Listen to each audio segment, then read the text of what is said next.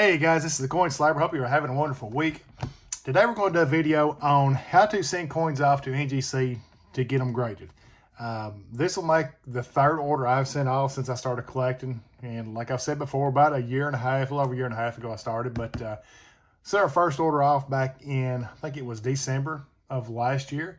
And sent an order off in the spring. And this will be our third order send off. And I say we, I've got some buddies that coin collect with. And we get an order together. But I wanted to go through the process of how to do it. It looks intimidating. It's not. It's pretty simple. But anyway, I'll be right back and we'll start on it.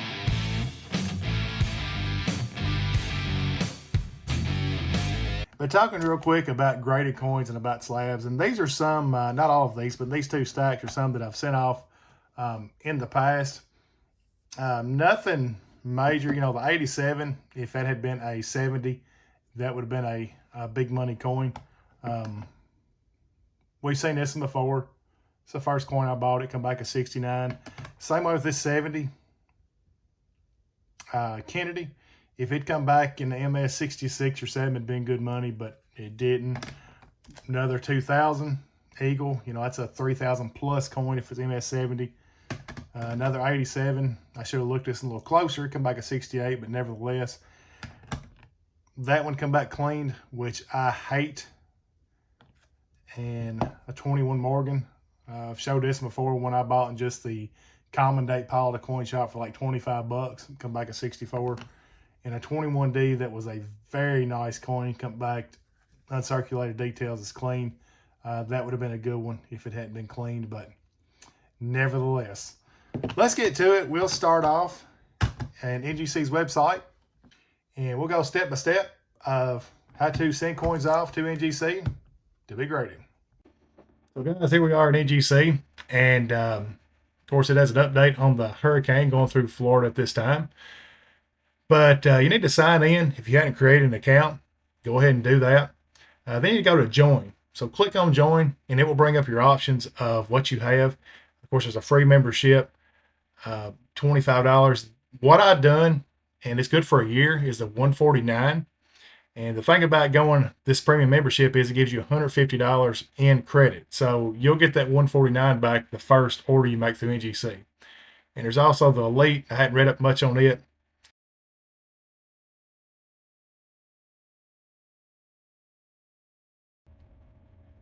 So back at NGC's main site, on the front page, we'll go to the top to submit.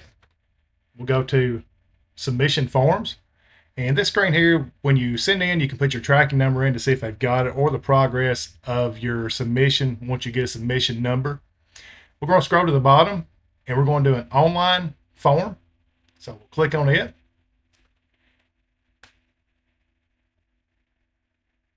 Brings up the next page. And the next page is where you're going to put your address, your return address, and also how you want NGC to ship it back. There's a couple different options there. And then go to the next step. So here on the next page, this is where we're going to add our invoices, and we're going to create a new invoice. We'll put our tier, and it won't show the selection, but this is where you select modern or economy, gold. There's different ones. You can look at those. And also, we go to our service. Right here, you can do like scratch resistant holders, oversized holders, stuff like that. This particular invoice didn't have anything. We are going to go with early release. And also we're going to go with our label type. And if you look on NGC's website, it will tell you, it brings up their labels and what's available, what you can and cannot get. But right here is where you put these in. Of course, special labels are extra. Keep that in mind. It can rack up the price of grading a coin up quite a bit from just a standard grading. When you get that completed, go to create invoice, and you've got your invoice created. And now you can type in what coins and what you're going to put on this invoice. So right here, we can put our quantity. And keep in mind, I had to go back and redo this, but I put a quantity of how many I had. And when I done it, it kind of messed the numbers up. And you'll see what I'm talking about later when I'm putting the certification in. But if you have like 6 or 7 of the same coin, you can put the quantity, especially if they're all your own, and the numbers will work out. It should, but if they're all your own, it don't really matter. But you can, instead of typing different lines, you can put a quantity of 10, 15, whatever it is, and save a lot of typing down the road. But like I said, I kind of messed this one up and had to go back and redo it. As far as this box here, this MF or PF, that stands for mint struck or proof. I had to look that one up because it's been a while. But whichever one, and the variety, I'll always put like 24 Morgan or Peace or Standing Liberty Quarter or Wheat or whatever it is. And when you get done, go to Save. And when you get that done, it will bring up what you've got on that line. Now you can go to Add a Line and put another line, another row. And keep in mind, you got to group these. For every invoice, they charge you $10. So if I can group whatever I can, and in this case, they're all the newer 2023 proof Morgans, but they will only fit in the modern column on a modern invoice. So if you've got some older coins, you can run them through as economy, but you can group all these coins together as long as they fit the criteria. Now we'll add some gold later and we'll show that, but they've got to be on their own invoice as well. Be sure to save every time that you put your data in. Okay, so next we've got this invoice completed. If we scroll down, we're going to go to add another invoice. And same deal, depends on if it's modern or if it's older. I think it's like pre-1956 or something like that, something weird. It will go into an economy. There is price difference for the grading of coins. Add our label. Go down, we've got our line open. And now we can add in what we're going to put on this line. Just like before, and I'll fast forward it through this part because it's pretty redundant, but just like before, quantity, variety, mint struck or proof, year, so forth and so on. Just be sure to save your line when you get done, because if you go back or something, it will not save it. So here we are, another invoice. I think this is base number 3 on this order. This is going to be economy, so this is for older stuff. And just like before, type your lines in. At this point, it's kind of self-explanatory. Roll on. I will say the value is what you give the value at. It's not so much what the value is when it gets graded, but what you think the coin is valued at. But be careful, because if you get too much, it will throw it into a more expensive bracket, and you will get charged for that, to my understanding. So here we are at the next step. What this is this is the same page we've been looking at. I've got all my invoices up. In this case, we had 5 invoices. Just triple check everything, make sure it's right, because it's hard to go back once you've got everything, especially once you get everything printed, to go back and change this. So just look it over real good and make sure everything looks good, looks right. Double check your dates. You know, in a case like this where we've got a bunch of people sending the same coins, it took some work to get these numbers worked out. That way everybody knows that they're getting their coin they sent in, because we're going to have, in this case, there's like 14 or 15, 16 new proof Peace and Morgan's 2023s, and we don't want to get them mixed up. I don't want somebody else's coin, whether it be better or worse, and vice versa. So just look it over real good. It does take some time. When you're ready to go to the next step, and on this next page, it will give you the option to leave any notes if you need to for grading. I usually don't. Everything's kind of up and up, self-explanatory. If there's special circumstances, maybe. So on the next screen, this will give you a rundown of what you owe, what this is going to cost you. It's broke down pretty good, so pretty self-explanatory.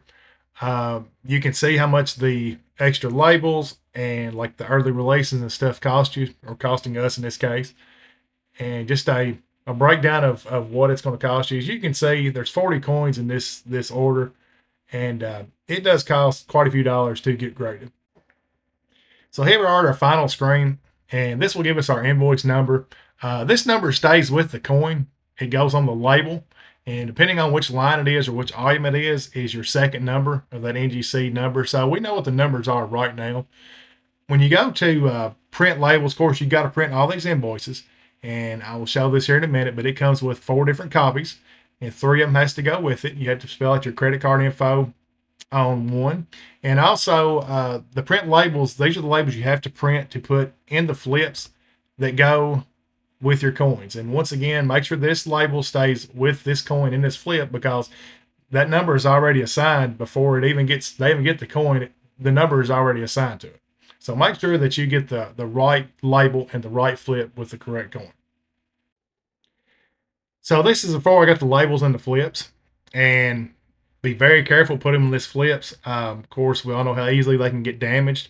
This is a 2001 coin that you've seen the video previously, that we removed the paint using acetone.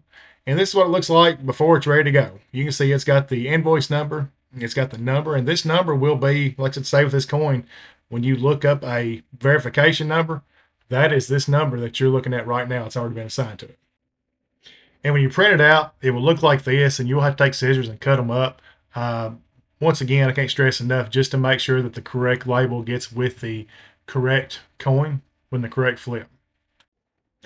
This is the paperwork that will print out with this order.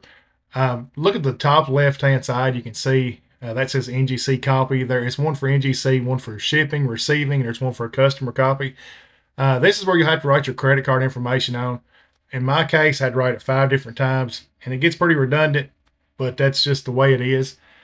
So make sure you don't get these mixed up, because they all look pretty much identical, but it is, you can tell the difference in that top left corner. But like I said, 3 copies do have to go with your package. You do keep the customer copy for your records.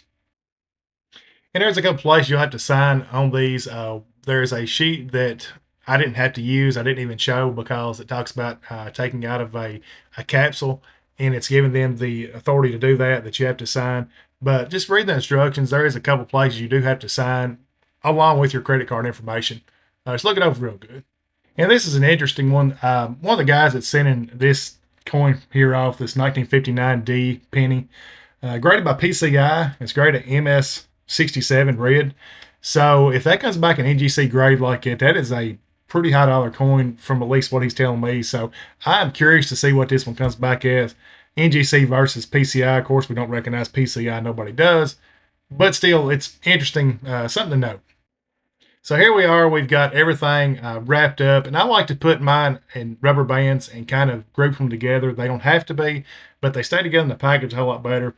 Package these well, because this is a lot of money you're sending off, and trusting the post office to get it there safely. But this is kind of how I will tie them all together. Here we are going in the box. You can see the paperwork. Make sure you pack your paperwork, because it won't work if you don't pack your paperwork. I send mine priority. In this particular package, it had about, if I'm thinking right, $25 or $600 worth of insurance on it. And everything goes good. It's ready to go. And we can wait and see what happens. So there you have it. It looks intimidating, but it's not really. A pretty simple process. Me personally, when I mail off, I'll put good insurance on the package. Of course, when it gets to them, it's kind of in the hands of NGC, but USPS, we've all heard horror stories of sending coins in bullion. And I always put good insurance on it just to be sure. And especially in this case where not all the coins are mine, dealing with other people's property, definitely take that extra precaution. But anyway, thanks for watching this video. I know it's probably long, but anyway, please give a like, subscribe, and remember, don't be afraid to buy the slab.